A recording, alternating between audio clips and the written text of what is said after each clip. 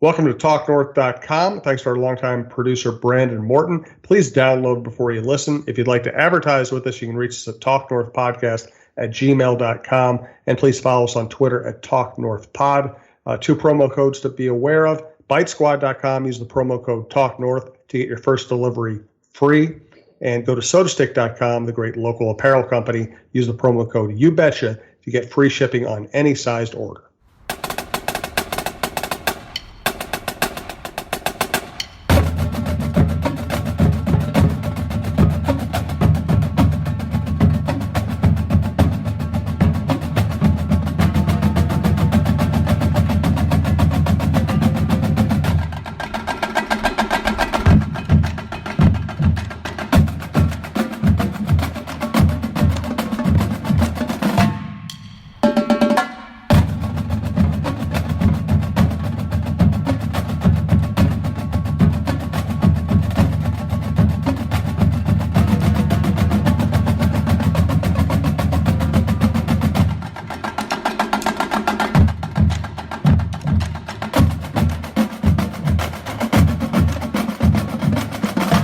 So last week we did the first Preps Today with John Millea show from Pizza Barn in Princeton before a big night in Princeton. We're going to talk to John about what I missed the rest of that night. I had to bail out to go to the Twins game. John spent the rest of the night there and then started his weekly coverage as we really get rolling here with the prep sports season. This is Preps Today with John Millea. It's part of the TalkNorth.com podcast network. Thanks to our producer, Brandon Morton. Thanks to Pizza Barn in Princeton, our primary sponsor. Also thanks to Bitesquad.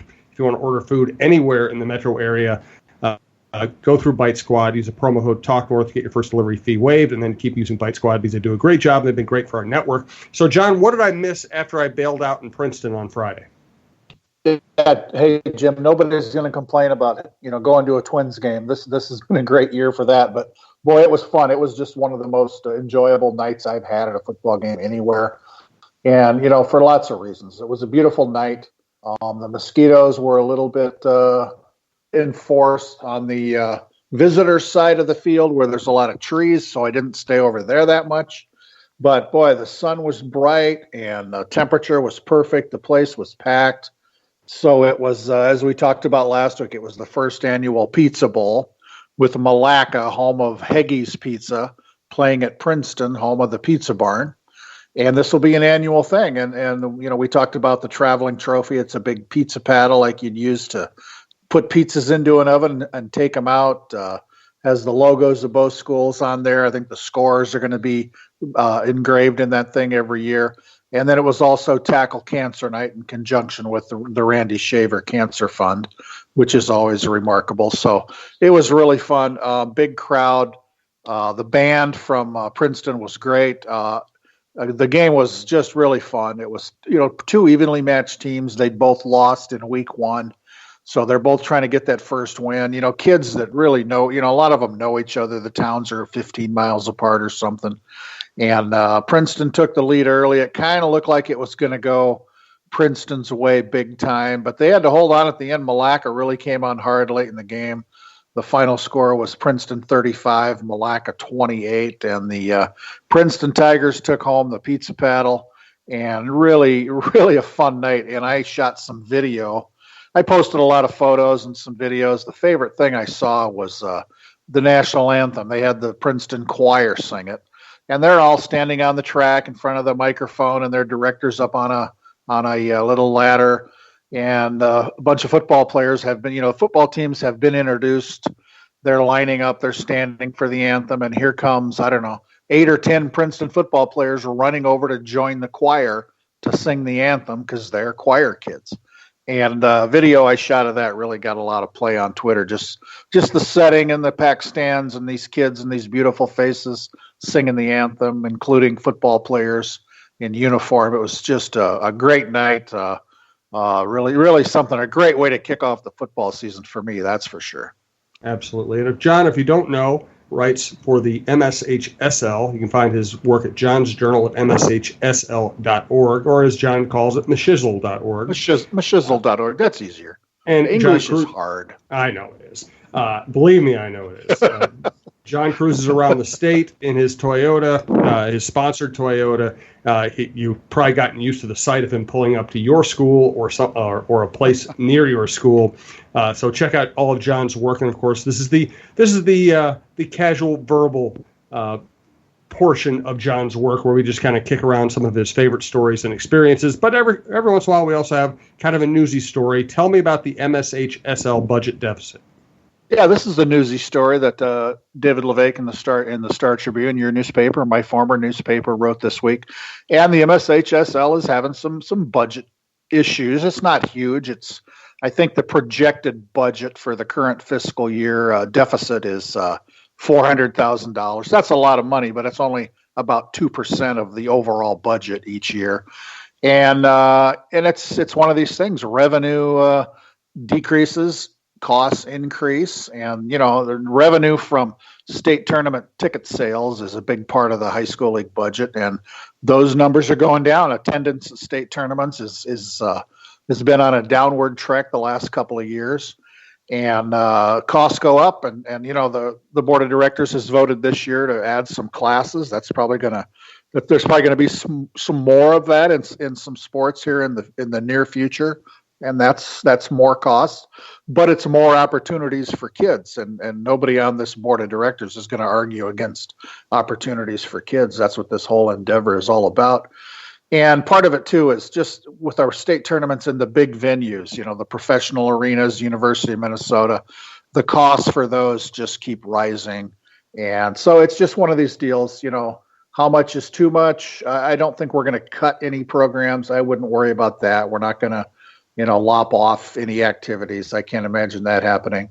But, one thing I could imagine happening, and we've talked about this before, I think, is I think we could probably get to a point where some of these state tournaments move out of some of these giant professional arenas because of the cost. I hate to see any of that happen because we have the best setup right now for state tournaments of any state in the country. No other state has the facilities we have with the XL Center and Target Center and the University of Minnesota facilities. Now, US Bank Stadium, we don't pay for because when that was built, the legislation said the high school league can use it X number of days at no cost, 7 or 8 days a year. So we have soccer and football at US Bank. There's no cost there. And for baseball, for our baseball championship games at Target Field, that's a similar setup. So, but it's the XL Center, the Target Center, and the University of Minnesota. Very expensive, great facilities. Nobody's going to argue. So I wouldn't be stunned if some point some hard decisions have to be made, and those maybe go to different venues. I don't have any idea. That wouldn't be anytime soon. But I could see if this trend continues, that may be one way to cut costs. So we'll see. It's not a dire picture that people see $400,000, and that's a lot of money for anybody's budget. But I think for the overall budget of the high school league, like I said, that's about 2%. But this is a new thing. We haven't had this happen before to this extent, and it's going to be fine. But just a little, adjustments will be made, and I think people in our office who are very creative, looking for ways to make that up, added sponsorships. And, and we're not like a professional sports team or league. We don't have this, crew of a dozen marketing people who are out seeking sponsorships. Basically, we have one person, and that's part of one person's job. It's not one person's total job. So it's not something that's a huge focus in our office, but, it's part of the deal. You have to market and have sponsorships, and that's part of the deal. And, part of this shortfall is because of some sponsorships falling away, but it's a talker, but it's not the biggest talker of all time, and it's kind of people get bored, I think, by financial type stories like that. But that's where it is. The story kind of told the tale, and we'll see what happens in the future here. One more note about this. You're right. The financial stories tend to be a little dry, and we usually try to highlight more personal stories, but it is interesting because the Twins Twins might win 100 games this year, and attendance is pretty good during the summer, not good in the spring, not very good in the fall. It's like people haven't really been showing up this week for a team that's getting close to possibly clinching.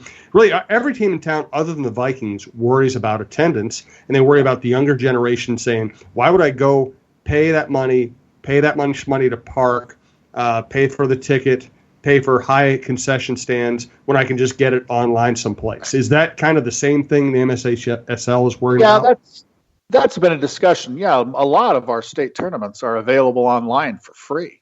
And, that's like any other sports outfit. Should we charge for that and maybe encourage people to go buy a ticket? And, that discussion has not really even started. It used to be that you had to pay, I think, $9.95 or something each day to watch these stream state tournaments. And then we have another company that does that now, and they do it for free. They sell ads. They have promotional deals to cover their costs, which is great. And people can watch, these big state tournaments. If they're not near a TV, they can watch them online on their computer, on their phone, and there's no charge. And that may be revisited. I don't know. And another part of this that a lot of people don't know is a lot of the big venues, when people buy a ticket, if you pay $12 for a ticket, that doesn't mean $12 goes to the high school league. The venue takes a chunk of that. In some cases, it might be $2 or $2.50 out of every ticket. So, and ticket prices have increased, and the fees that member schools pay, that those are increasing, and that's gonna help a lot. I mean, I assume that I'm no budgetary expert, but I assume that alone is going to make up, most of this or all of this or more than this. But there's a lot of moving parts here that the general public, I don't think probably is too aware of. Right. One last question on this.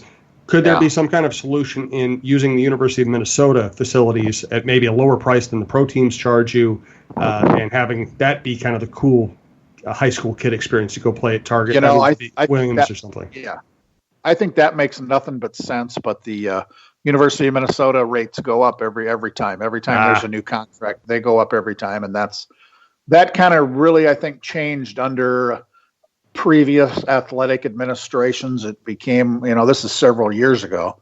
Norwood Teague, I think, was there at the time. And it kind of became a cash grab, is what I've been told by people who do these things, and that hasn't gone the other direction. Apparently, everybody loves our university, and those facilities are great, and the people are great, but it's just not cheap, and it gets more expensive all the time. Got it. Okay, and they do so much. I mean, the people, we don't just walk in; they don't give us the keys, and we run the buildings. Right. There are university staff. They're doing everything, from helping with parking to clean up to ticket takers, the whole thing. They really come all out and do a great job, and their people are fantastic, but the cost just doesn't get any cheaper. Got it. Okay, well, let's get back to the actual sports. Do want to thank Pizza Barn in Princeton, Jody Stay's operation. The great thing about their place is they make really good pizza.